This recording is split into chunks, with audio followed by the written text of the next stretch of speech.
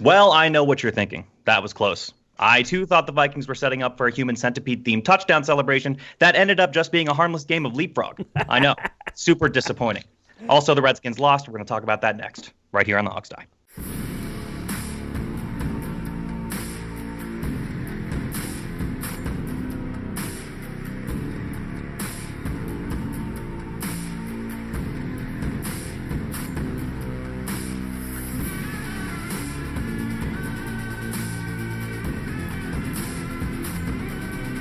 By fans, for fans, the Hog Style.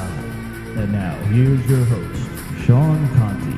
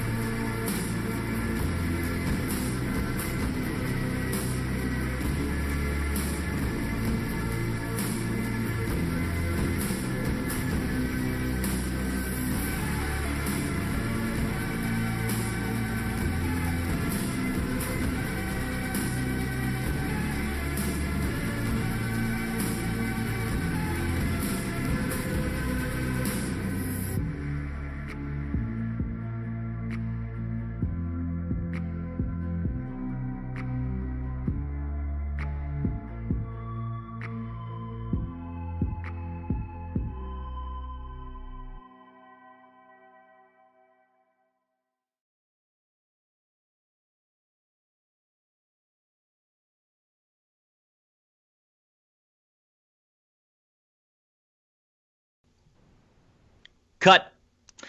And we're back in 3, 2, 1. All righty, ladies and gentlemen. It's a somber day. It's a sad day. We're going to get through it. We're going to talk about what just happened. A lot more points scored than any of us, I think, predicted. So before we get into it, how are you guys doing here on the Hogs Die? Well, Sean, you did better in the opening there than our defense did all game. So I'm going to give you some credit right away. Yeah.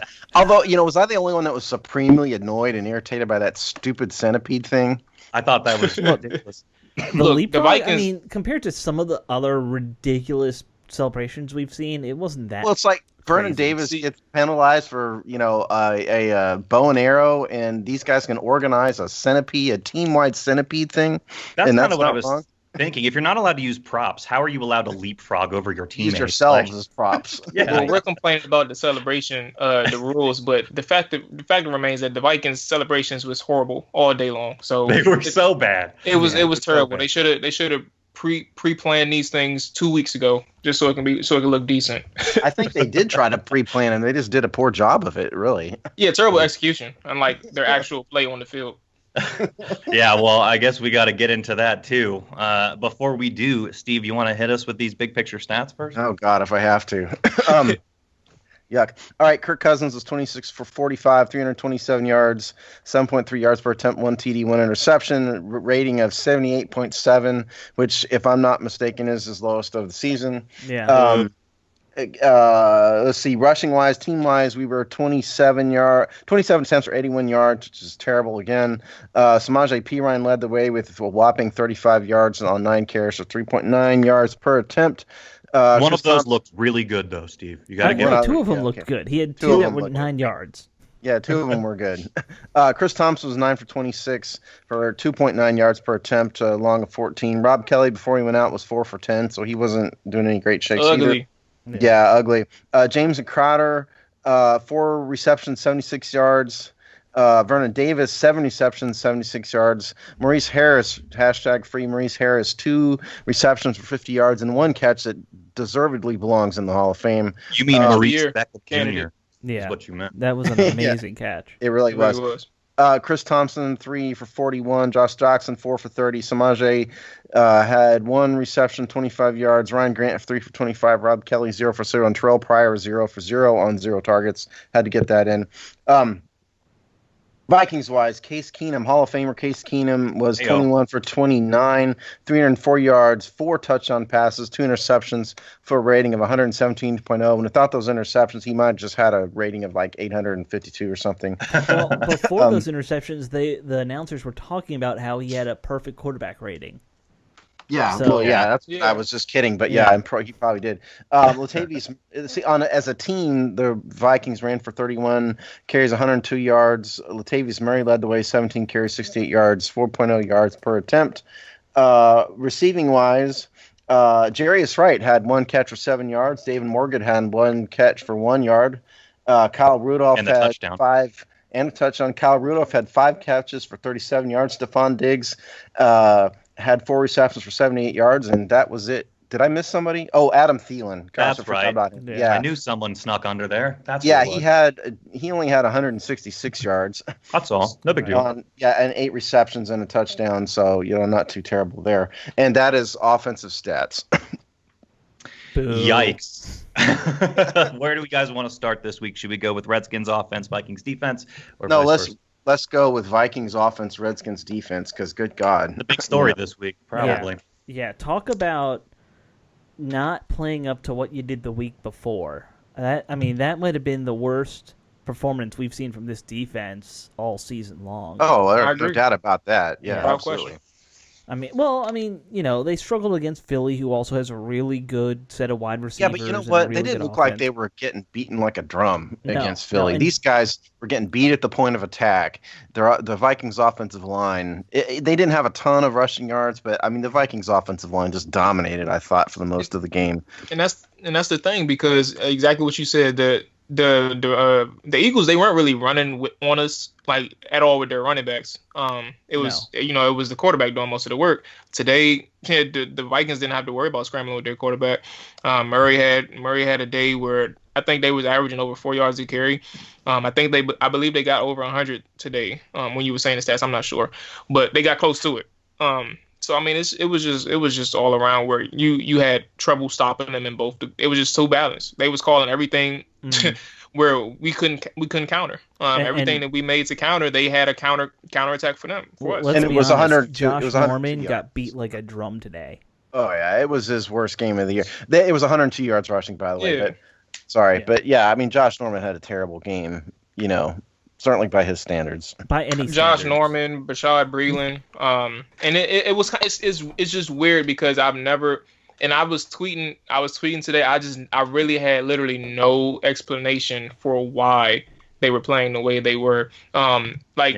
Secondary, front seven, I literally had no explanation. Well, the front seven was easy because they kept getting pushed off the ball. They had no penetration. There was no pressure up front at all. Yeah, no interior rush. But the secondary, I literally had no clue for why they were playing the way they were. Breeland was getting cooked. Norman was getting beat. He got beat on a double move. And before Norman, touchdown I later. think had 3 or 4 busted plays. He got beat a lot. Yeah, it was terrible. And Zach Brown, he got exposed in coverage a few times. Like he just looked like Mason Foster last year. Like that's how bad he was looking today. Yeah. It was just that noticeable for me. It was not good. I don't know where it came from. and adding on to that with the secondary stuff, there were a couple plays, I think 2 at least, of those 3 long passes to Thielen that he looked uncovered. He looked wide open in the middle of the field, especially on one of them. Yep. Hard to really, I can't exactly explain how that happens, especially with a guy like Thielen that we all knew was coming. But the secondary just could not get it done today outside of Swearinger. Well, okay, so let's start with the obvious mistake of, on that first big Thielen catch, why is Zach Brown covering a speedy wide receiver? Yeah, that's... Well, even still, like in the slot, that was his mistake. Like, and I understand, I was complaining too. And just to be fair, I understand that linebackers do have to sometimes cover in the slot. Yeah, and they do. Zach Brown has done that previously, but... Thielen is their best exactly. Thielen is their best receiver. If you have to put somebody on Thielen in that situation, you do not put Zach Brown, who struggles to cover, especially in space. You don't do that.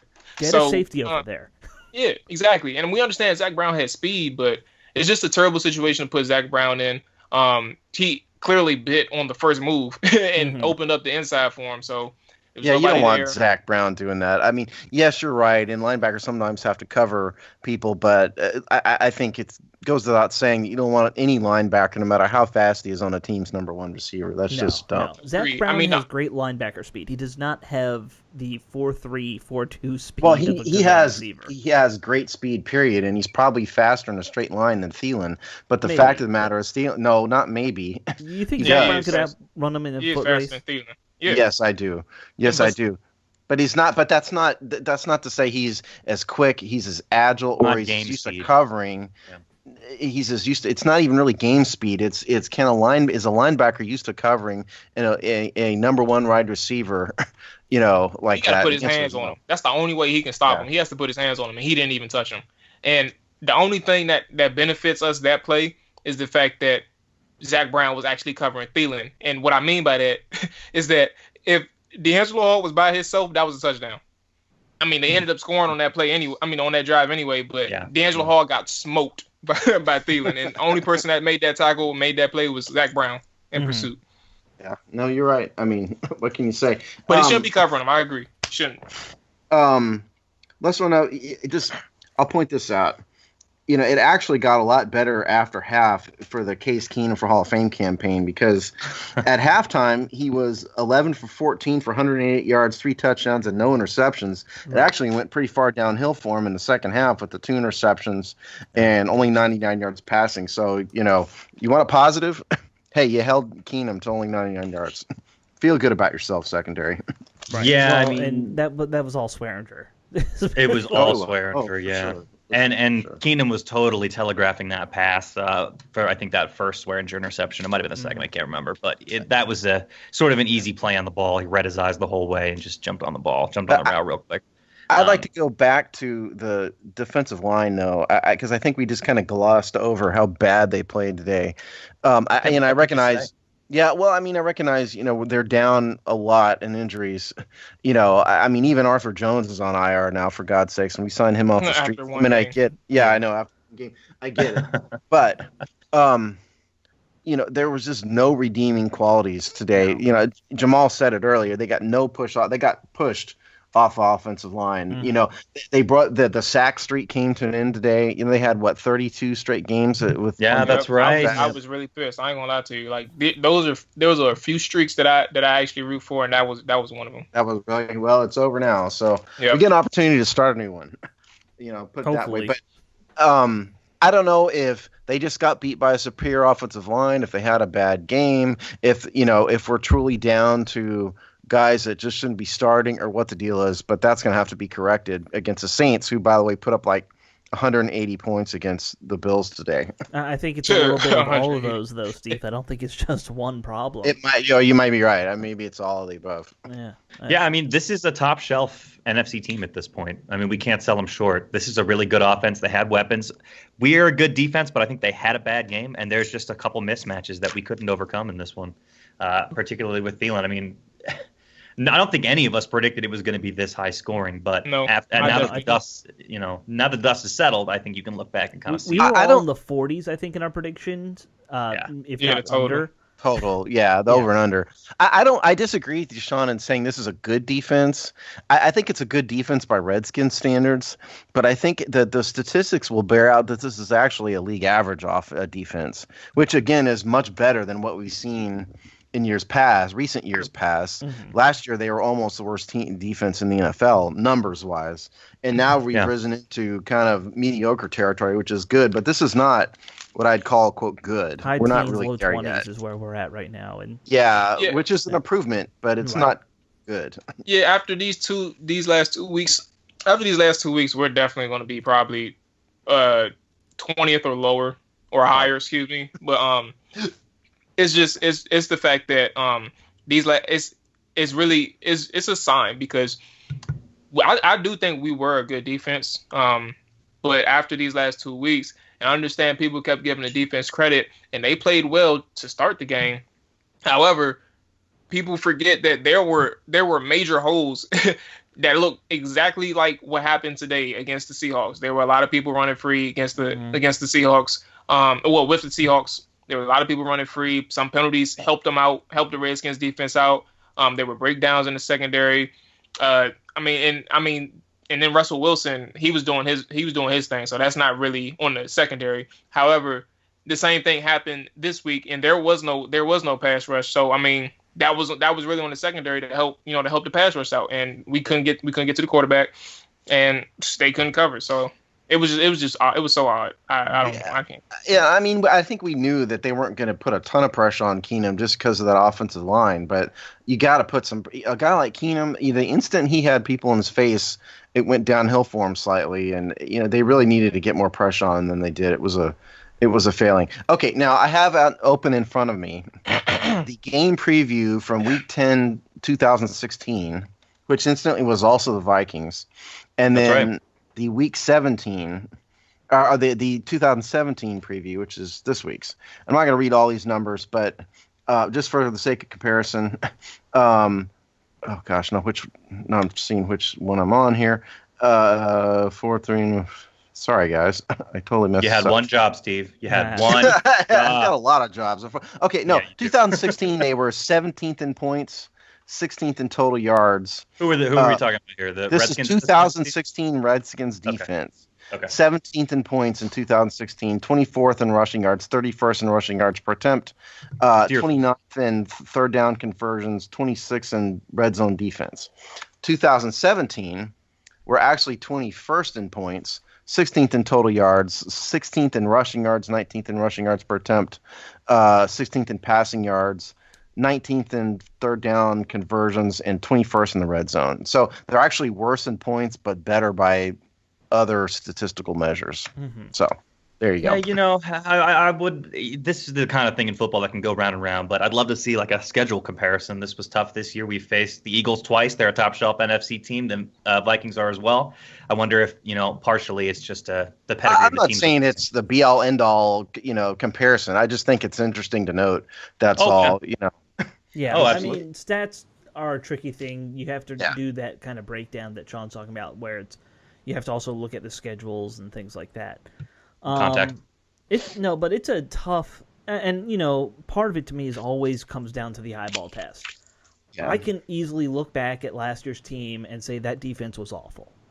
I look at this team and the numbers might not say it, but I can tell just by watching them they're better.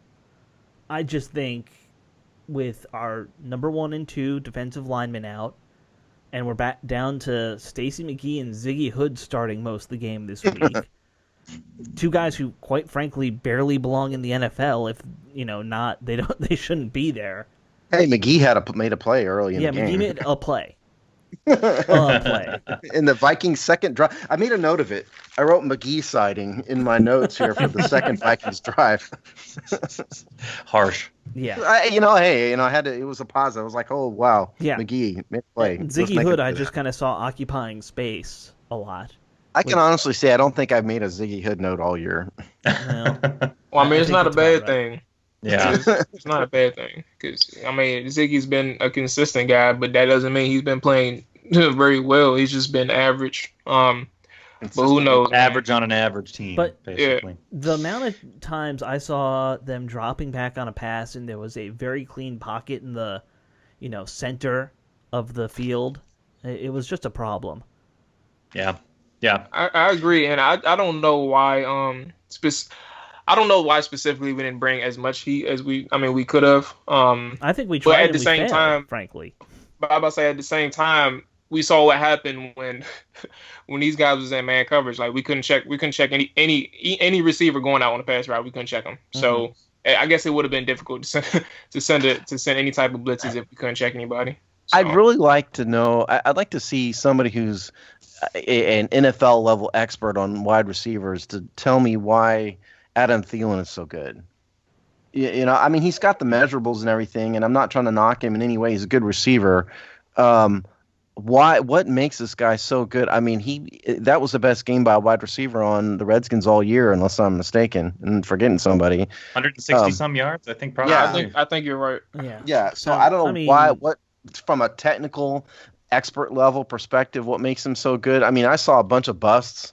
Well, I'm about to say to be fair, we were running with cement bricks on our shoes or with ankle weights on. I don't know why they was running so slow in the secondary. But you are right. I'm not gonna sit here and discredit. That was a joke. I'm not gonna sit here and discredit Thielen like that. But but yeah, you're right, Steve. I just think that the one thing that he got going for him is that he's a real good route runner and he has strong hands. As he displayed, I don't think he dropped one. I was gonna say that he's really good catcher. Yeah. He doesn't have a problem bringing the ball in. Something we lack on our offense. Yes, very much so. All right. Well, anything else you guys want to say about defense before we swap on over to the other side of the ball? I like to say give a hearty FU to Kai Forbath. Aw. Say it ain't so. Sorry, Kai. Yeah. You made a 57 yards. How long was that field goal? 53. Swept that leg. 53 yards on painted dirt for the Vikings. But can we? God. Maybe I'll save this for the end. But that field, like Dan Snyder needs to be fined for how bad the field looks. That's another. Every year they've got a big, their underwear in a wad over the grass field. They need to just go turf and be done with it. But I mean, like, okay, where Doxson fell in the end zone, there's a 6-foot wide path of just brown dirt all the way through the end zone, coming from the tunnel all the way out midfield. And that's where Doxson tripped. He tripped because he was running on dirt and then hit grass and didn't know what to do. Hey, let me ask y'all something. Now if Ryan Grant was to fall in that same area, now y'all know where I'm going with this. If Ryan Grant was to fall in that same area, what would y'all have said if he fell instead? I'd say the same thing. And Jamal, you've pointed out guys who have tripped and shouldn't have tripped. Maurice Harris did it last year. Yeah. I mean, Doxson needs to stay upright. I know. He was the touchdown. I would have criticized Grant for it, and I'm criticizing Doxson for it. This is my attempt. This is just my attempt. Another attempt to put on my cape for Ryan Grant. We have to resign him. But stand up for an NFL average wide receiver. Feel free. But I understand. Like it is something wrong with the field. I won't even. We all know there's issues with the field, so I'm not going to get on. Doxson too heavy, but at the same time, we all know he has to keep his feet on that one.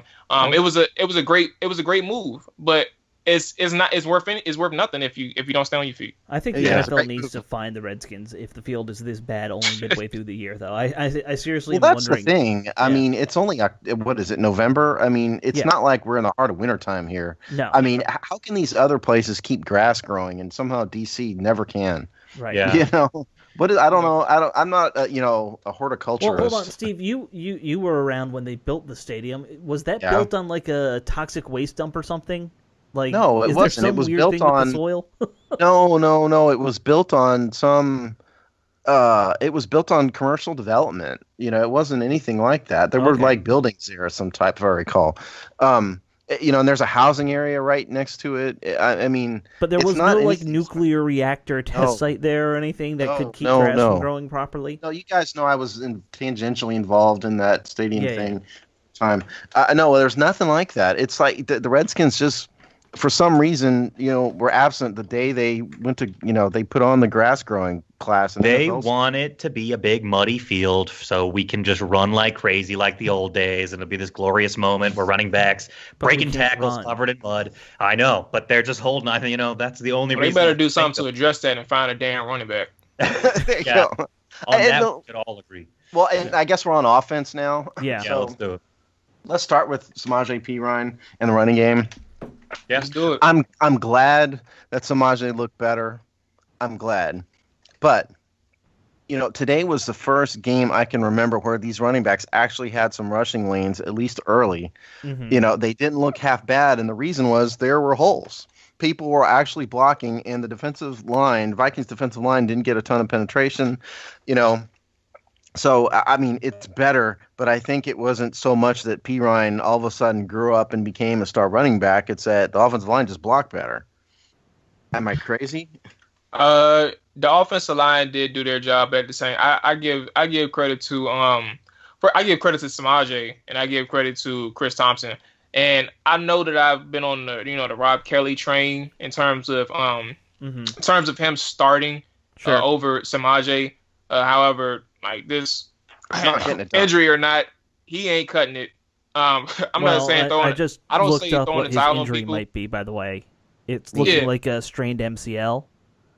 I can't call it. Who knows? Yeah. But I'm not gonna. I don't throw the towel on people. I haven't thrown the towel on Samaje. But at the same time, there comes a point in time where you realize somebody's not getting the job done. So I don't know what they're going to do. Job done. Yeah. I don't know what they're going to do, but I think that either Chris Thompson needs to get the bulk of the snaps and a lot of passing looks, or you have Samaje coming out there in some of the shotgun reps as well. Well, I got to be honest. I mean, I went on NFL.com the other day and I ordered a Redskins jersey that had the name Barkley on the back. And I mailed it to Happy Valley. Oh, I just as a sign, and don't call me crazy. I don't think we're going to be drafting that high, though. That's the problem. Well, I mean, Barkley ran for like 40 yards this past week, so maybe he's hurt his draft stock. But my point is, I agree with Jamal in that, Samaje looked better. I'm glad, but I don't think any of these running backs are our feature back. I mean, I've kind of soured on Rob Kelly. I like Rob Kelly, but he's not getting it done. I was going to say about Rob Kelly. Someone talked to me about him. It's just, it's not happening. Yeah, shelf life on a running back is short, man. Yeah, and especially an undrafted, running back coming out of nowhere.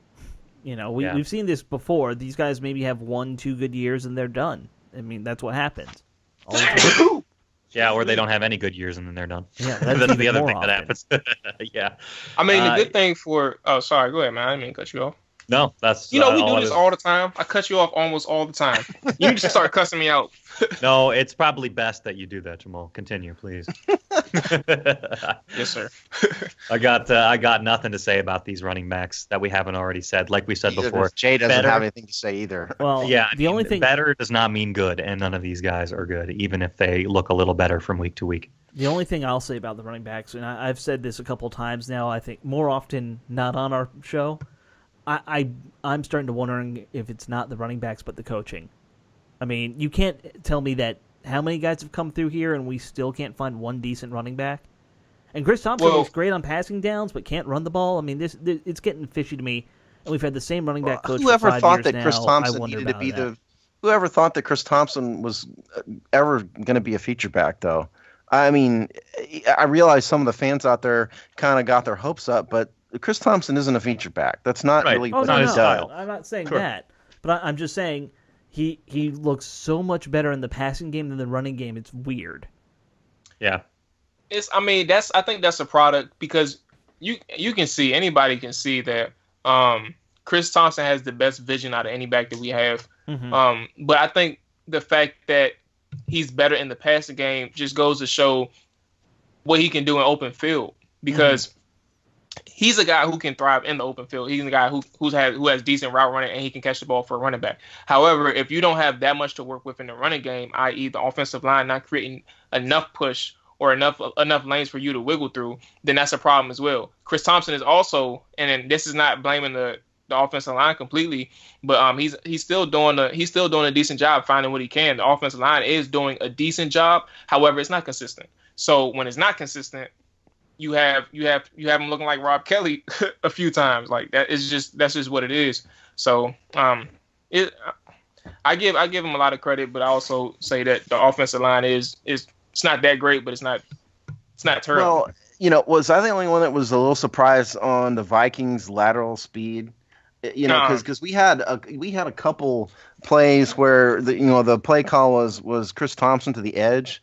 And darn if those Vikings and even some of the linebackers, even some of the defensive line were beating him to the edge. He couldn't turn the corner. No, I wasn't surprised by that. I kind of said in the pre-show, the Vikings won't give you a lot of yards after the catch. A lot. They stop the run. That's what they do. Yeah, I mean, and Thompson isn't the speediest guy in the world, So I didn't expect them to bottle him up quite so much on those run plays. Maybe it was me just not paying attention. Well, the issue is more so not that we were surprised or that we weren't surprised. It's the fact that the coaches didn't know, and they know more because of the fact that they watched so many hours of film on their opponents, and they figured, hey, let's try and run lateral stretch plays on these guys, and think that you'll have a choice. Like the most annoying thing, and I'm not going to get too mad, but the most annoying thing that we had today was the last two play calls down in the red zone. We went forward on 3rd and short and 4th and short. And we ran 2 run plays, and the last one was a stretch, knowing that they stopped the stretch almost every single play that we ran it today, they stopped it.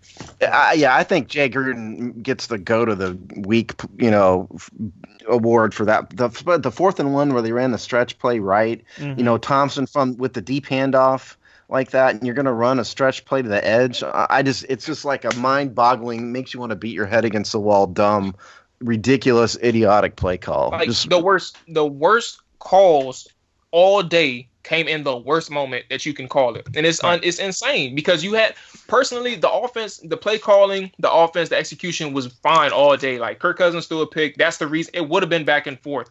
Kirk Cousins throws the pick. It gives them a two touchdown lead and they get the ball at halftime.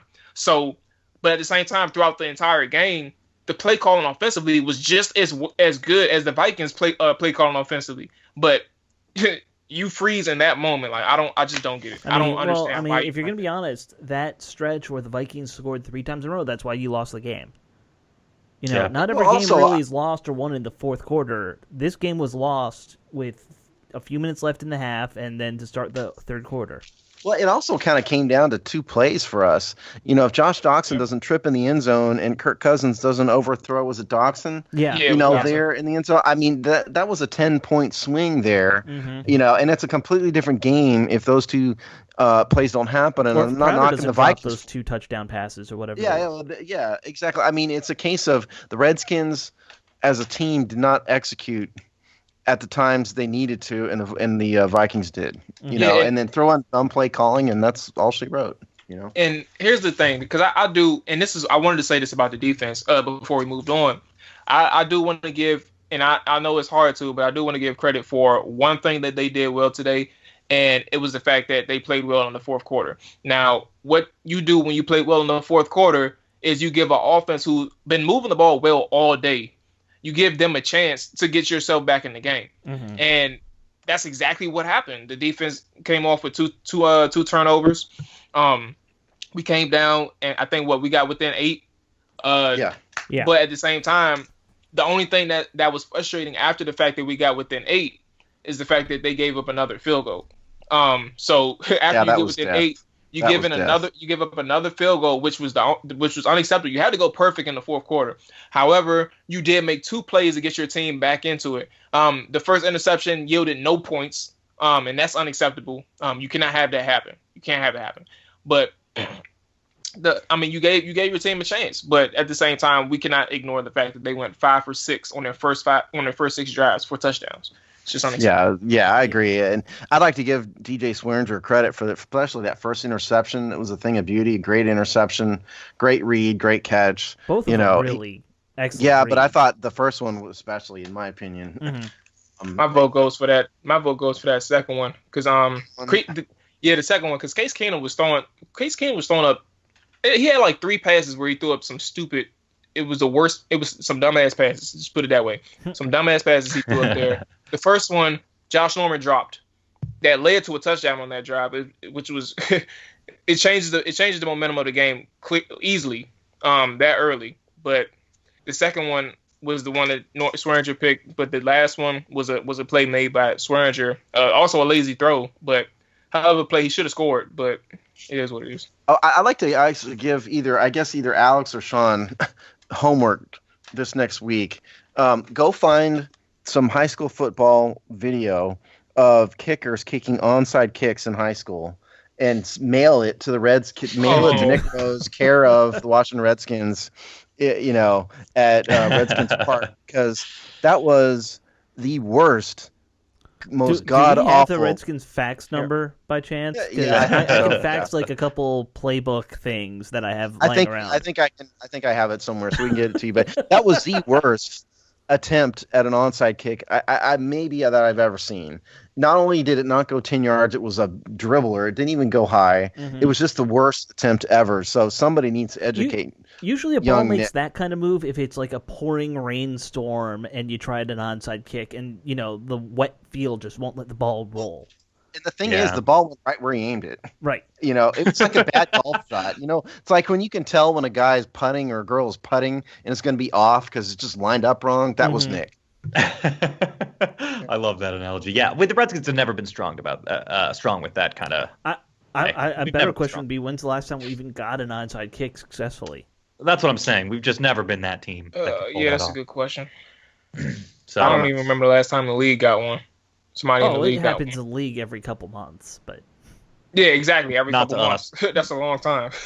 I can't remember the Redskins getting one in forever. I mean, you guys are right about that. But, I mean, at least give us a chance, Nick. I mean, my God, it's terrible. Just put some effort into it. Yeah. I understand. Like, it was kind of pathetic. Like, after it happened, I got up to get some food. Because I was so frustrated. I was like, I'm not going to sit here and watch these bums kneel the ball. I lost my appetite when I saw that happen. I'm just going to chug like 3 beers and... And by the way, was Pam Oliver nipping the cooking sherry or something? I mean, what was wrong with her? It sounded like she had a cold, and I'm wondering if she was on sounded like meds. her tongue was twice as thick as it usually is what it sounded like. Yeah. Man, I don't know. I thought. I mean, Pam Oliver is. She's a pro. She's good, but she sounded like something was wrong today. Just as an aside, I don't know. We're worried about you, Pam. Yeah. We'll send you a tweet. What else do you guys want to talk about offense before we do game balls and close this thing up? Anything else we want to throw out there? We didn't really talk about Kirk. Yeah, I do. I do. We got to talk about Terrell Pryor because the fans are done. Yes, I don't have anything to say. I've got nothing. Listen to me. Give me a chance. Give me a chance. Should have traded him to the Browns. They offered us a Should have trade. done it. Terrell Pryor is exactly what he was last year. You can't. No, he's not. He's yes, shittier than last no, year. he's not. He's exactly what he was last year. He's catching balls at about the exact same rate, but if he's not on the field and he's not getting even any targets, he's not going to improve. Okay? I mean, I don't know what the man he's going to get criticized today, but I barely saw him on the field hardly at all. You know, he got no balls thrown to him. And how would you explain that, Steve? I mean, why do you think a guy like Terrell Pryor would not see the field at all? Ask Kirk Cousins. You know, I don't know. My point is, he's not worse than he was last. He is exactly what he was last year. And so the idea that somehow he's awful, I mean, I think they need to give him a shot. They're paying $6 million to this guy. Put him on the field, throw him some balls, and see if he's going to catch them. I would rather throw every single ball you want to throw at Pryor at Doxson and Harris the rest of the year. Yeah. Every single one, because guess what? They'll be here next year. And Pryor Grant will be playing in the CFL. Yeah. Oh my! He's gonna stay in the league. I know that much. But another year or two at least. Let me ask y'all this though. Well, especially Steve. But in terms of Pryor, and now I'm not. I just want to ask the question. I just want to ask it. When you are in free agency as a receiver, specifically Terrell Pryor, you had one good year. As a receiver, you are a converted receiver from quarterback. When you have one good year like you did in 2016, and you say you want to get paid like a number one receiver, when you get paid like a number one receiver and you sign somewhere, what do you expect the coaches to treat you as once you sign somewhere on a prove-it deal? What do you expect to get treated as?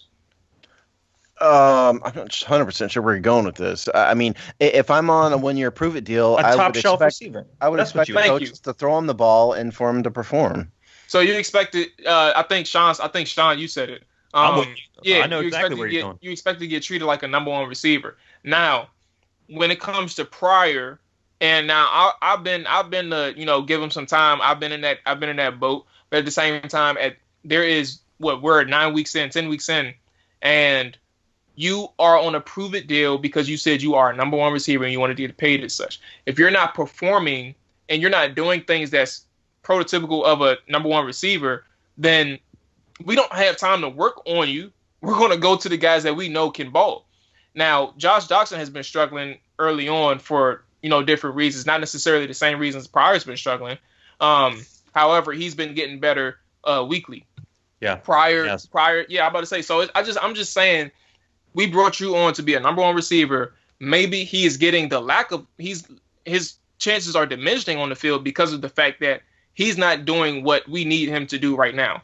Maybe he can improve not improve, but maybe he can produce when he gets on the field. Not necessarily how many times he gets on the field. Listen, I'm not trying to drive the Terrell Pryor for Pro Bowl bus or anything. I'm just saying, if he's not getting any chances whatsoever, which he hasn't in the past several weeks, and I don't know what to say about him. I mean, it's not his fault he's not getting any balls, any playing time at all. Well, he's getting playing time, Steve. We know that. Barely. He's getting not a lot of playing time though, and that's true too. And again, I'm not trying to be his champion or anything, but I think the team needs to throw him some balls and see what happens. I hear where you're coming from, Steve. I totally hear where you're coming from. But what do we say every time we say, why isn't such and such starting? Why isn't such and such seeing the field? What do we say every time? Well, the coaches obviously are seeing something we're not. We say that every time. Obviously, there's something going on in practice or behind the scenes that they're seeing that we're not. If he's not getting targets, I think there's probably a reason for that. I'm not totally down on Pryor. I think he has talent. He showed it in 1 year. But at the same time, he hasn't produced here. Like Jamal said, we don't have time to wait forever. And to me, he just doesn't quite pass the eyesight test. He doesn't quite look the part when you see him out there. He goes down on first contact. He has a hard time catching balls. He's a really physical guy, but he's got the look, he looks like it. But you see him he ain't even physical. Like, he looks physical. He refuses. Like he refuses to run over the middle. I've seen him drop. I've seen him drop passes because it was a slant pattern. Mm-hmm. Like that, it's just ridiculous. And from what I understand, this is not me watching the film. So this is just word of mouth. But the person who does it, he has a good reputation of doing it. It's the fact that he's a lazy blocker as well in the run game. So if you can't run block, and this is word of mouth, so you could take it for what you want. But if you can't run block in this system, like Ryan Grant, we know he can block defenders, safeties, and cornerbacks. But if you cannot be physical in the run game either, like your value continues to diminish. Mm-hmm. So that's, like I said, take it for what you want. But at the same time, that is a factor if you're not effective in the run game. It's true. I know Gruden does love guys who run block more than guys who don't. I realize that, and I hope nobody out there misunderstands what I'm saying. I just mean, throw the man a few targets. That's all I ask. Oh yeah, I get it, and that's the thing. Like I was literally just asking the question because that is an important question I think to ask because we do say give him a chance, but when does that chance, those chances start to be like, okay, well look, we started early on, but at this time we're trying to make the playoffs.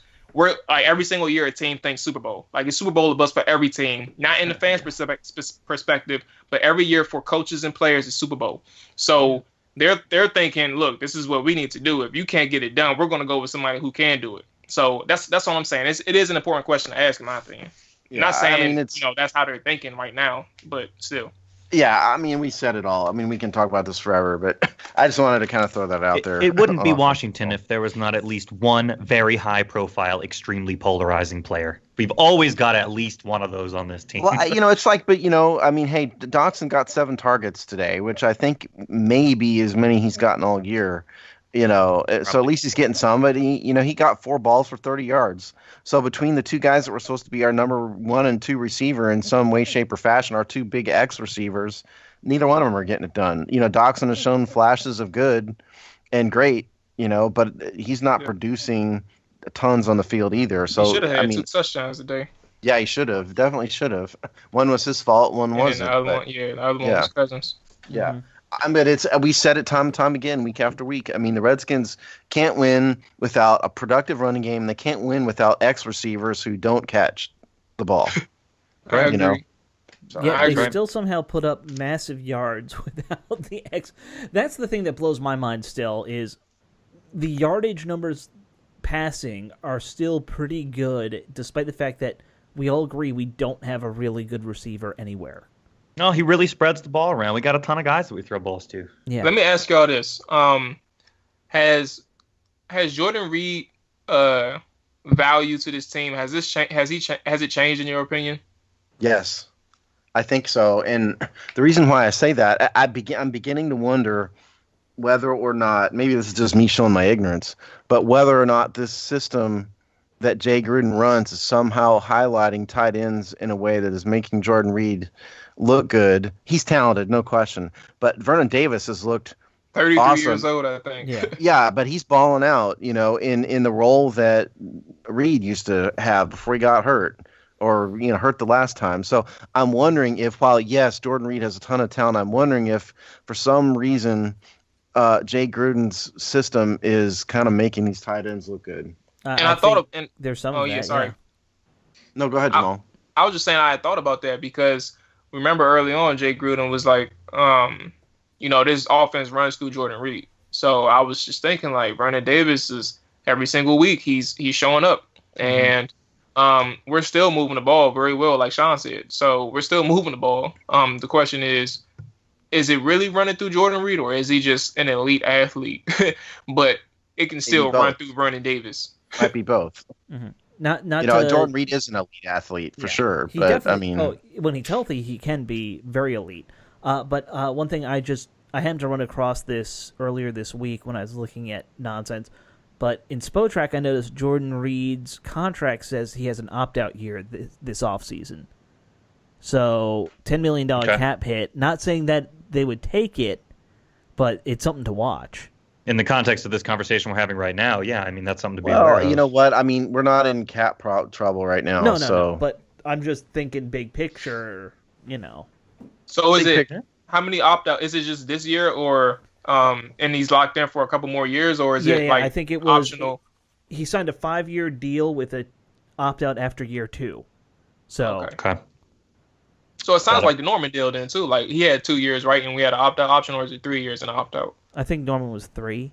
I'm not sure. Okay. I'd have to look. All right, let's see. Norman 5 years. Oh, I didn't flipping through his binder of contracts right Yeah, now. I know, but I actually didn't document Norman's opt-out data on my chart here, so I'll have to look it up. Sorry. Slacker. Yeah, okay, get on that, Steve. Good Lord. Anything else you guys want to call out, or should we go ahead and do these game balls real quick? Yeah. Again, I gave a positive note for the Skins defense. There is a positive for the Redskins, and more so Kirk Cousins. The thing is, he took his chances today, and I think we said it on the pregame show. He has to be more aggressive, and he came out the gate. Clearly, we saw the first drive, and he threw the ball downfield. I mean, I guess I would say, well, he really did. He threw the ball downfield more, or more aggressively. I should say. Better as the game went on. Yeah. He started out throwing a lot of passes to the flats. Yeah, and he threw some passes to the flats. But at the same time, there was some plays where he did throw down the field. Now I won't give him a compliment for necessarily that in itself, because he didn't complete a lot of those passes. But at the same time, we knew he had to be aggressive. He hit on one of them for a big play, a touchdown, and he hit on a couple of them with Jamison Crowder on the sidelines, and I think Chris Thompson on a wheel route. One of those, I think on the 4th and 2 or something like that. So I give him credit for a few, but at the same time, I do give credit for a more aggressive offense and a mindset from Kirk Cousins. We have to do better in terms of when the ball is actually thrown. We have to be more accurate. Yeah, that's fair. That's fair. I mean, he was 26 of 45. I've always said, I'll take a slightly less accurate Kirk Cousins if it means he goes downfield more.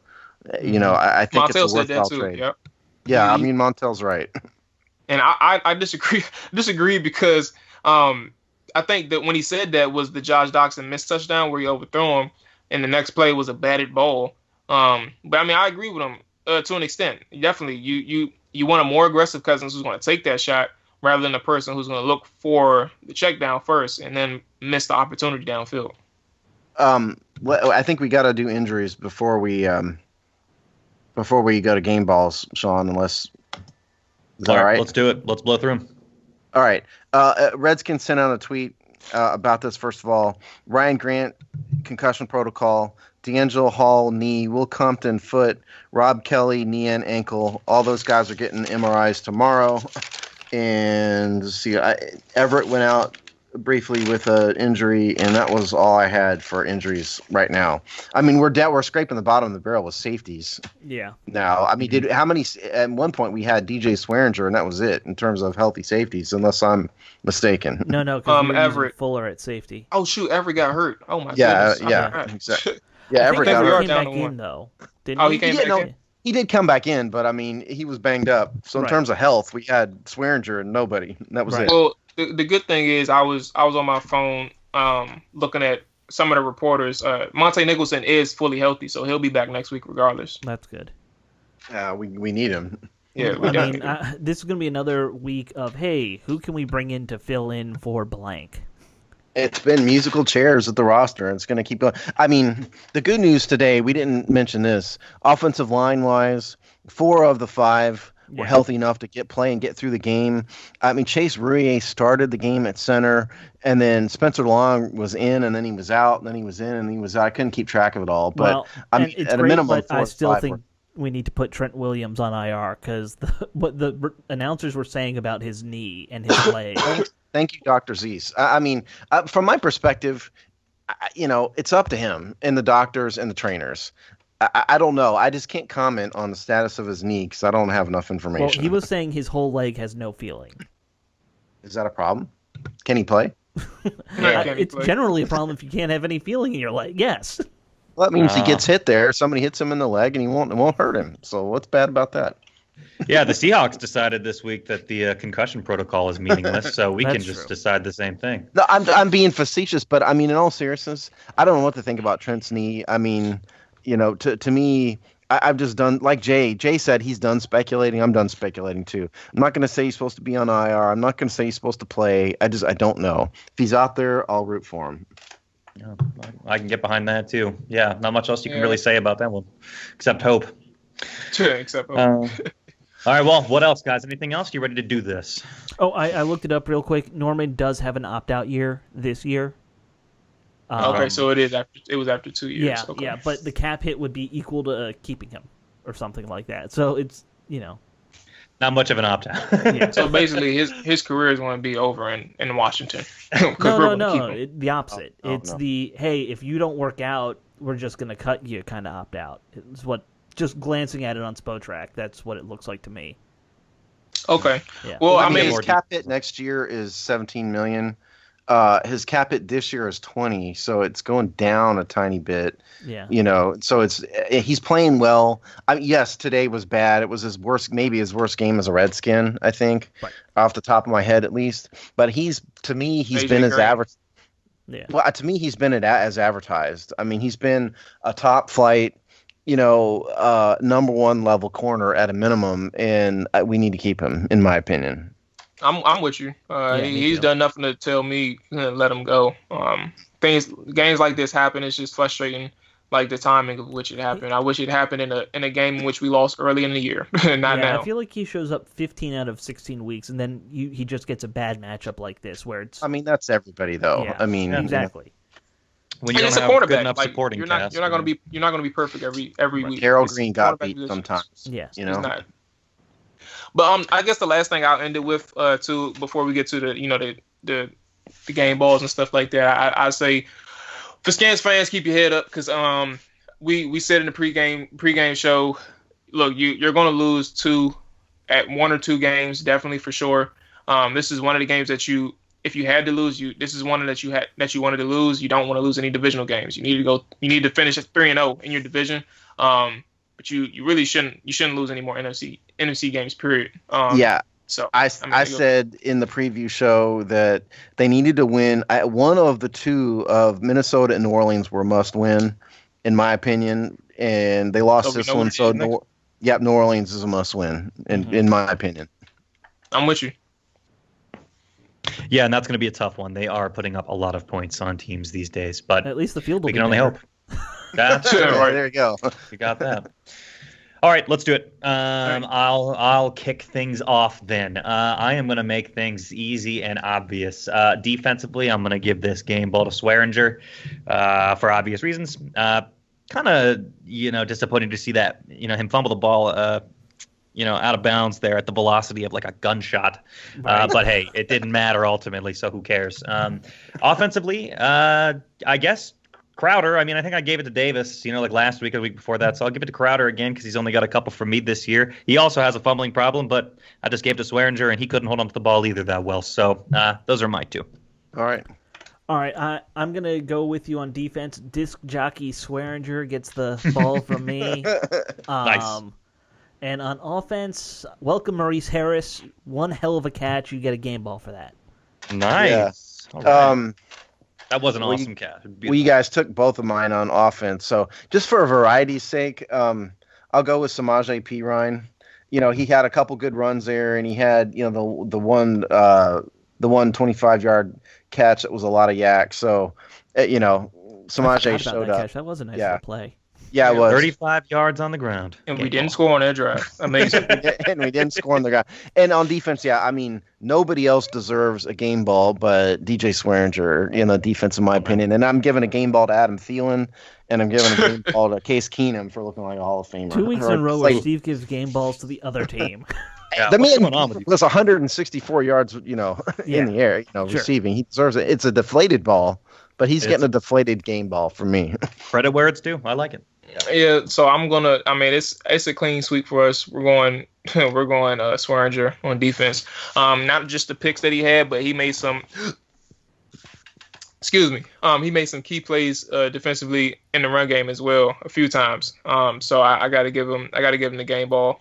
Offensively, I usually don't do this, but for some reason, since you guys damn near for the sake of variety, I'm going to go Kirk Cousins. The reason why I'll go Cousins is not necessarily he didn't have a great game, clearly. At the same time, he did make, I guess when we needed those throws, he made some big throws.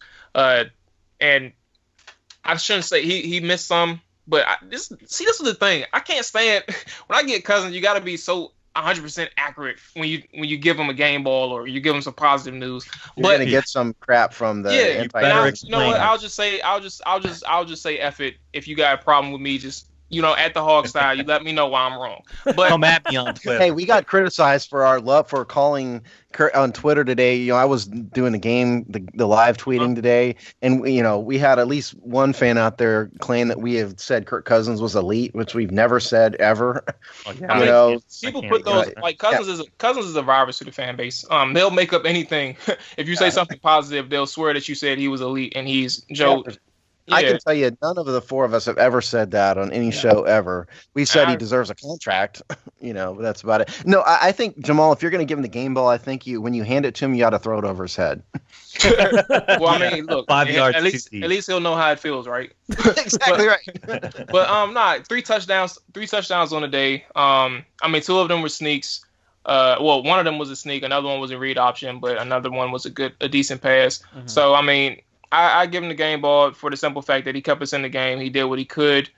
He could have done more. Obviously, missed opportunities hurt us, but at the same time, there was really nobody else. Sorry. That sneak looked ugly though, didn't it? I mean, he got in. He almost fumbled it. Yeah, it looked ugly, but he did fumble it. Shit, he bobbled the snap. Yeah. They ran it about 100 yards back for a touchdown, if you guys have forgotten. I remember. The read option one. Yeah, that one was nasty too. Yeah, I thought that was... that was not on the sneak, was it? That was on the... Yeah, but anyway. The read option one is the one he fumbled too at the goal line. But either way. It was an exciting day. We got the Saints up next week. Obviously, that's going to be probably another crazy game, so hold on to your horses, folks. Great, guys. That's only Drew Brees. It's only Drew Brees. Nothing to worry about. And a power running game. And a power running. What could go wrong? That's amazing. It sounds positive. Yeah. Well, we will certainly tell you what to expect with that one. Check out our preview episode coming up in a couple days, and we will have a written preview as well. Until then, we will see you guys later. So long.